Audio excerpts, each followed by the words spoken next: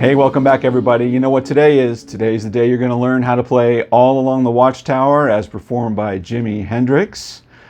And we're going to go through all the little lead parts individually, break those down for you, and you can learn how to play it just like you hear it on the record. Hey, if you haven't done so already, jump down, click subscribe, ring the bell. It lets you know when I drop new content, which I do every single week. All my videos have jump links in them, so you can go right to the part of the lesson that you want to see. That's right down in the description and in the horizontal bar. And if you're looking for ways to support the channel, I really appreciate that. There's a couple different ways. You can jump down and click Super Thanks, which is like throwing a tip in the tip jar.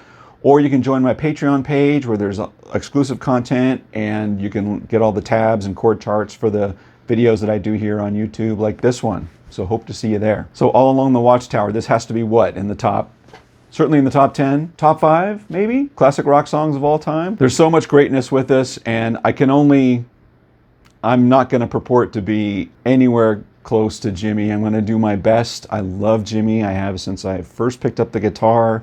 Who doesn't? And I just love his stuff. So I'm going to do my best with this, but I think I've got a lot of these parts nailed for you, and we'll go through them individually. Okay. So for tone, it's really interesting. You know, Jimi has this ability to sort of make a Strat not sound like a Strat. And there's even some controversy on what guitar he actually used on this song, or guitars. There's pictures of him with a flying V in the session with Dave Mason, who joined him on acoustic guitar for this. You know, some of the parts sort of sound like it's that PAF bridge pickup, but then, you know, but you never know with Jimi, and he makes that Strat sound like anything he wants to. And anyway, I'm going to go with the Strat, so there. So in terms of tone, the important part on this song, the things that you need to have, is you need to have a wah-wah pedal, because there's a part that has a wah-wah. And I think for the overdrive tone that he gets, he relies on fuzz a lot. I think he used Dallas Arbiter fuzz face. I have a slightly different fuzz. And I'll have all of the links in the descriptions of my gear here on this. But usually you want to have, for Jimi's stuff, you want to have your wah before your fuzz. You know, tinker with it if you think yours sounds better the other way around, but for my ear, it's sort of wah first, then the fuzz. And then I've got some delay going on too. There's some delay that sort of goes in and out, and it's not anything exactly what you're going to hear on the record, but it'll give the effect, right? Okay, as far as the pickup selection, I don't know, man. I don't know. It's sort of like, I'm gonna go with my neck pickup here for the intro of the first couple leads, and then we'll see where it goes from there. So I've got my tones dialed down to about 8 or 7, and my volume is pretty much all the way up. Now, tuning, Jimi was known to tune down a half a step, especially when he was playing his Strats. So I've done that here, and I think he did do that on this record, and you can kind of tell because on the acoustic guitar parts, which I won't go into great detail here, but on the acoustic guitar parts, there's some open E string stuff going on. So the chords here I'm going to play are in the classical key is C minor. But I believe he's tuned down half a step. And when you think about the acoustic parts, the sounds that you're getting on there, he has these open strings running.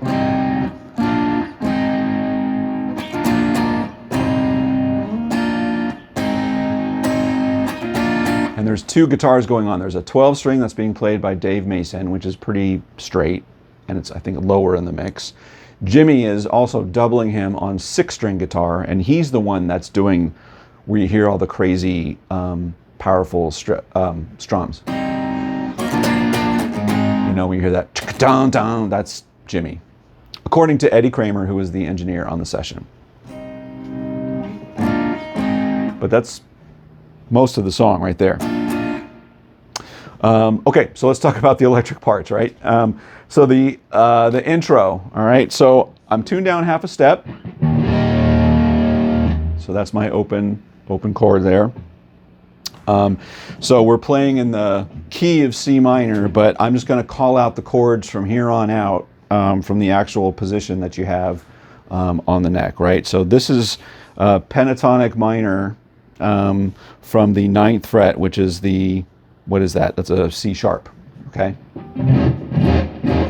Right? The first lead riff, it goes like this.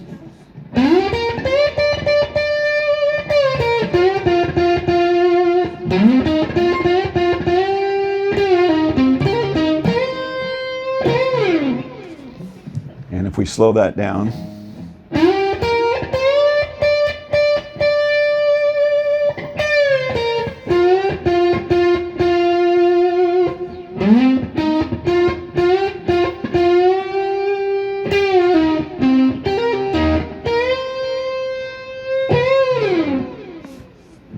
yeah. So that's all in your C sharp minor pentatonic, starting on this. Right, so if this is your scale, when you move up to the next position,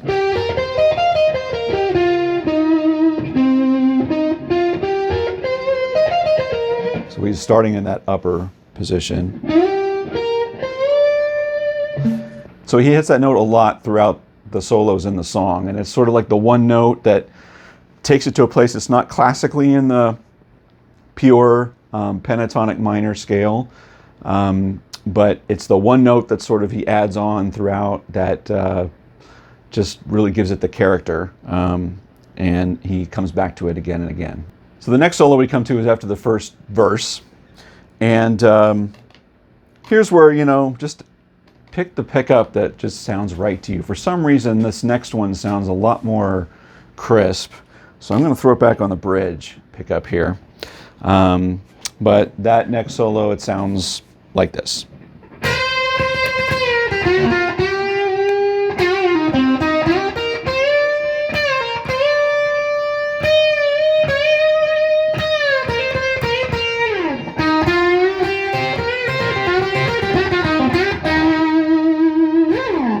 So that's, again, sticking in that mostly C sharp minor pentatonic box.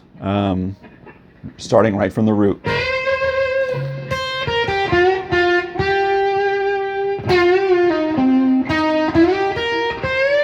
There's our note again. And this is so great. He's doing all this stuff and staying on the single B string on all of these sort of bends here, right? Once he gets up here.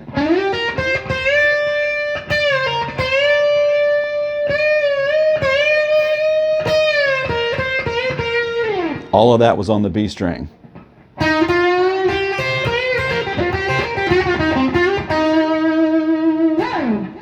And you end it with that guy.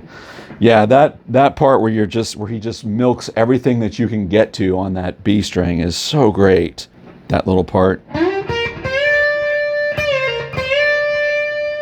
Stay.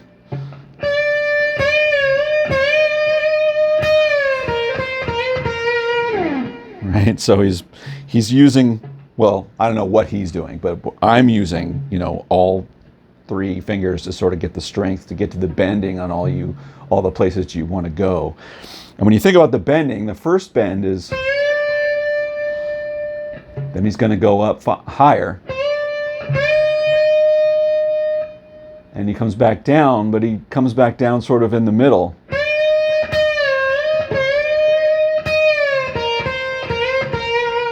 So at the end, you're giving that with your, or my index finger. So that last little lick.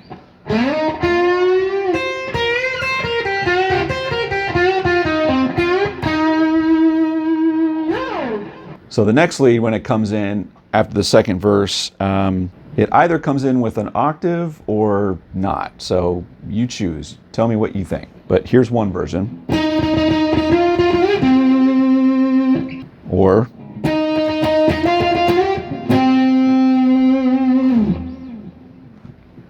can't totally tell. Let's just go with that.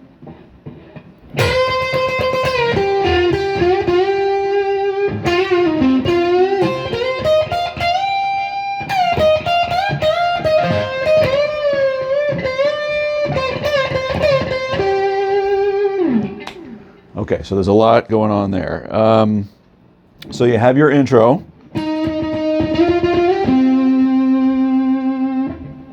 Back to your pentatonic box.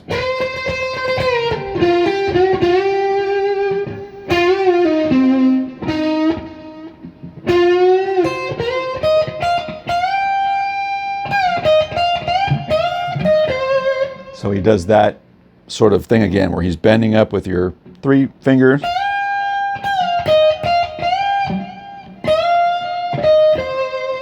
And you're ending it with your index finger bending up. And then we get our magic note.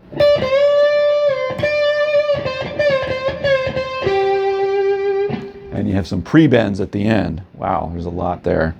You sort of play this all your life and you sort of don't think about it, but having to explain it, there's a lot going on in here, right? By the way, all over Jimi Hendrix songs, he loves, and I love it too, to do these bends where you have both strings ringing in unison. It's all over the place, and it's so Jimi, and it's so great.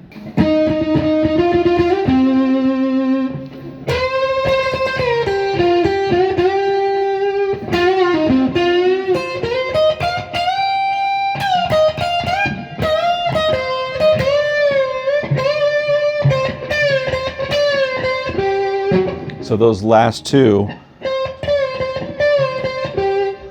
you're sort of bending your string up, right? But you're not picking it you're not picking it so you hear the bend up. You're bending your string up, and you're coming down with it. And it's pretty fast. It's not. It's right. Now the super trippy part. Now Jimi used a slide on this next part. I'm going to show you how to do this on a 6 string, because if you're playing this live, let's just keep it on the same guitar. And it'll be close, and the notes I think will be largely right. But on the record, he's using a slide, and there's a little story about that, where he was looking around for what to use to get the sound in his head that he was hearing, and either they had a slide or they didn't have a slide, or if they had a slide, it didn't sound the way he wanted it to or whatever. But he ended up using a lighter, a metal cigarette lighter, supposedly, according to Eddie Kramer, who was, again, the engineer on the session. But it sounds sort of like it's a 12-string electric to me, which it could be on those parts. But I'm going to show you how to do it on a 6-string. Now, I'm on a 6-string guitar. And on the record, it's super hard to tell exactly what's going on. I'm going to give you a way that you can sort of play this live on a 6-string and sound pretty close. It won't sound exact, but you'll sound very close, okay? And it's not with a slide. But the important part is that you're getting some octaves in there. It's not just single string parts going on. So the way the first part goes, remember we're in C sharp minor.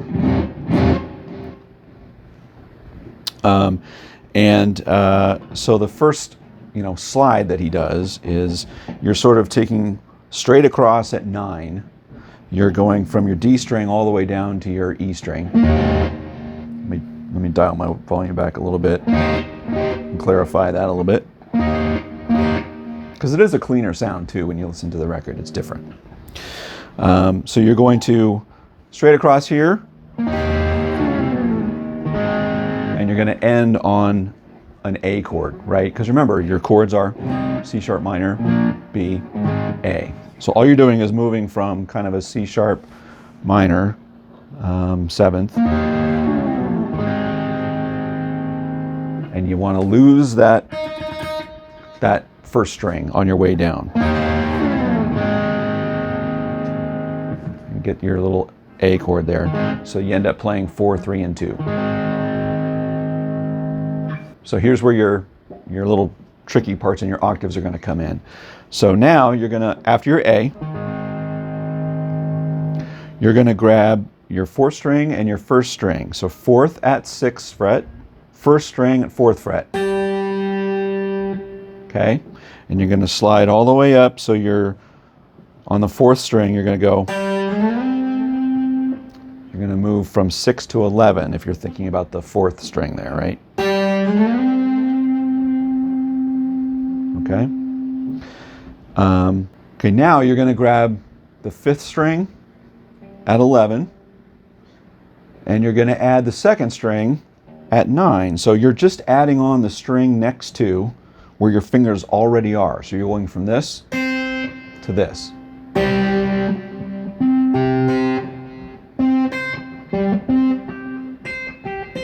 Okay?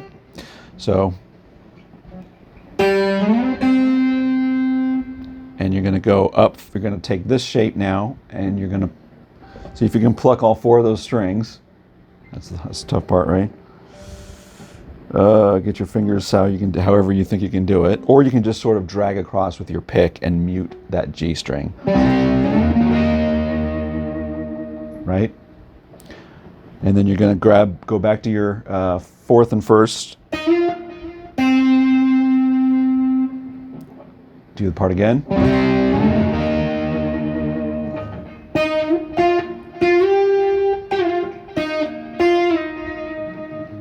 Right? So let's do all that together.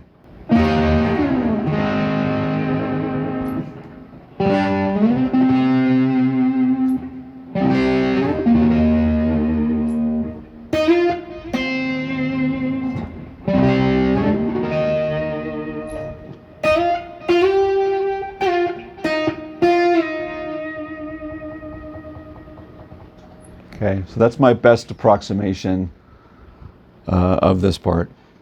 Now on the record, he was clearly using a slide, and I suspect it actually might have been a 12-string part that he was doing that on. There's a great live video, by the way, of Eric Johnson, who covers this song, and he does this part, and he does it with a lap steel. So I'll have the link right here, thanks to my brother, the Eggman, who showed me that. But that link is right here, and check that out after this video. It's very cool. Another way to do that. Okay, which brings us to our wah-wah part of the solo. So I'm using a Dunlop Crybaby wah, which is probably not what he used. He probably used a Vox wah, supposedly. But any old wah will do. Again, I have it in front of the fuzz. It does make a difference where you have your wah before or after the fuzz. So if you're playing along at home and you're messing around with your sound, practice swapping in either place and see what sounds good for you. But this is what sounds best for me. Okay, so we're going to start off with octaves. I'm going to click on my wah. All right, so we're going to do octaves on the G string, the 3rd string and 1st string. And we're going to start on 9. And I'm going to rock the wah every time I'm sort of moving my hands up to the next position, okay? So that climb is 9, 11, 13, and I'm calling out the G string, but of course you're still making your octave on the 1st string 3 frets higher, right? So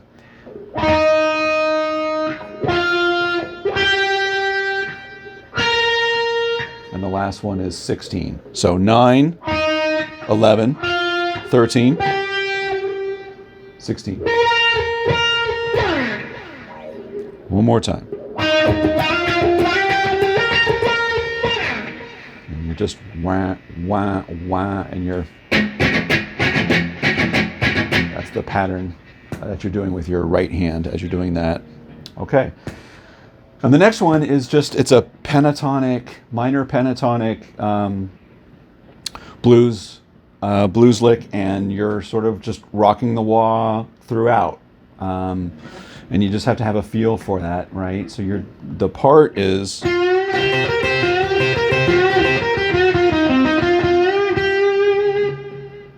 close to that, but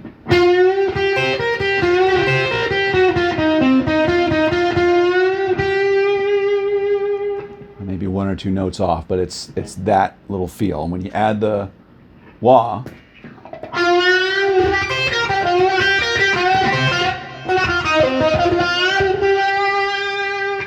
and get that last one.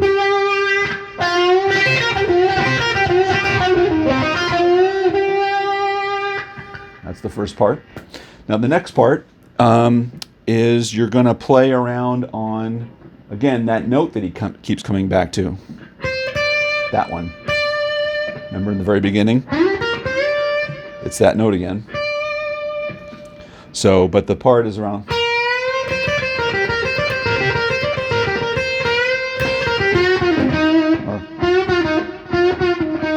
keep forgetting how that ends, but it's.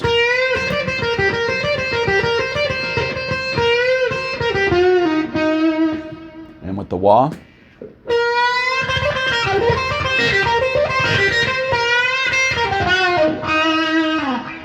So the wah makes it, right?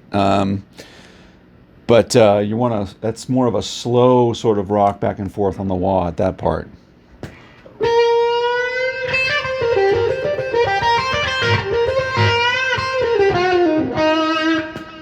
And then you close it off with.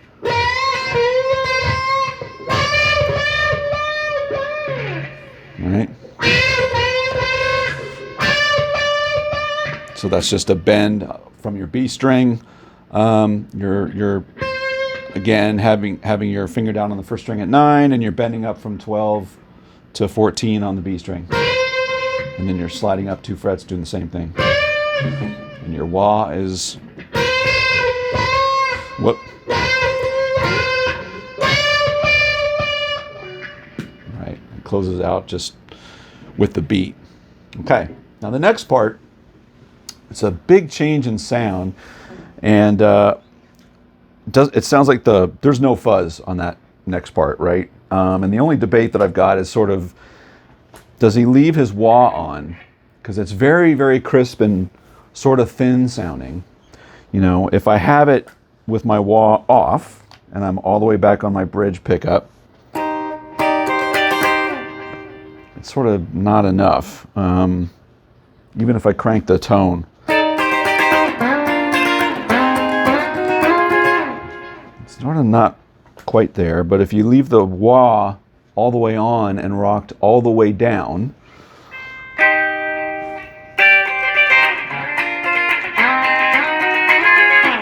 it sounds more like that to me. And actually to me it sounds closest when I need to shave off a little bit of the treble, so I put it on the middle pickup here for me.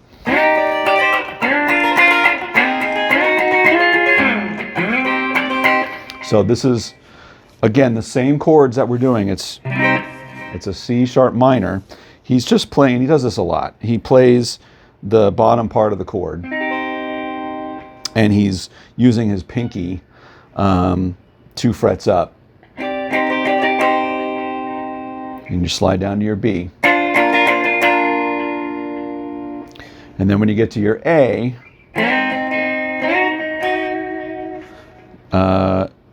you're familiar with this A chord, right? It's that part of the A chord, and you're going to take that and slide it up to where the A seventh is here, right? But you're just playing those 2 notes. So slide from 6/5 to, what is that? 8/7 or 9/8, and up 2 frets.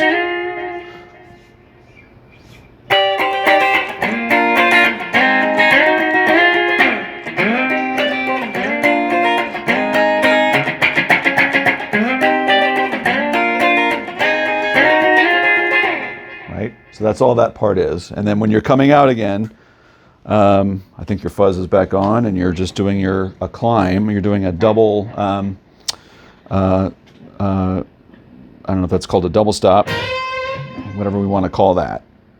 And you're starting at 9.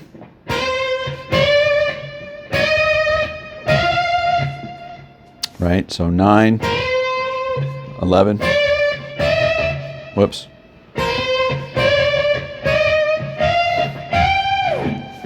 Okay, so 9, 11, 12, 14, 16.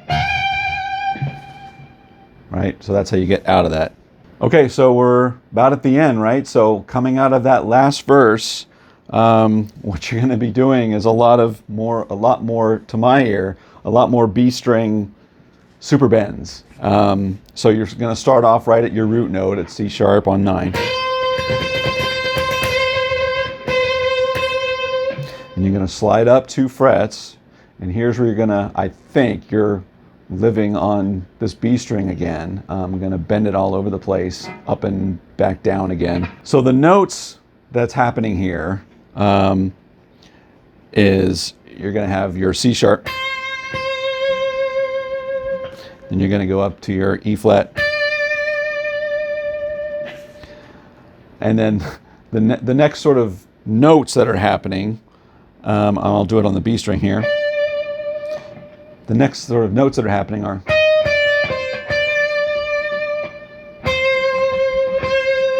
right, but he doesn't play it that cleanly. I think he's just holding it all on the B string, and he's just bending it up and down to the part that you need. So you're starting here, and you go up to your E flat,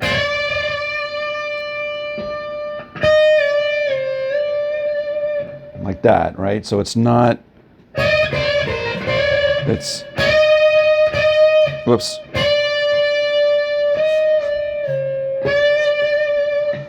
It's really harder than it looks to land on that right note.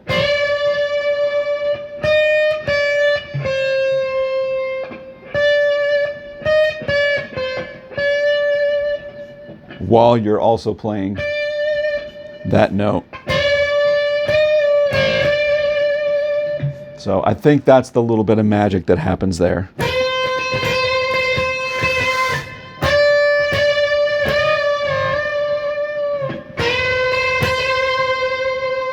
And you're going to do a climb.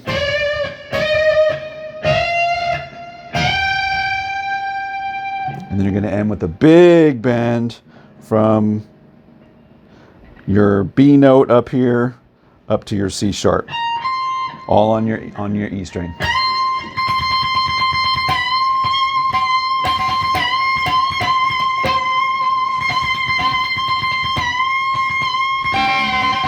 Whoops, don't grab the B string, but that's what you want to get to.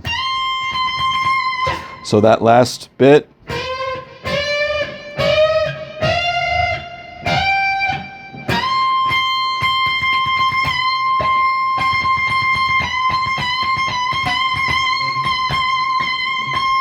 and he just plays with the right hand picking throughout that, but he's just trying to hold on to that note as much as you can and sort of bend out and in a little bit,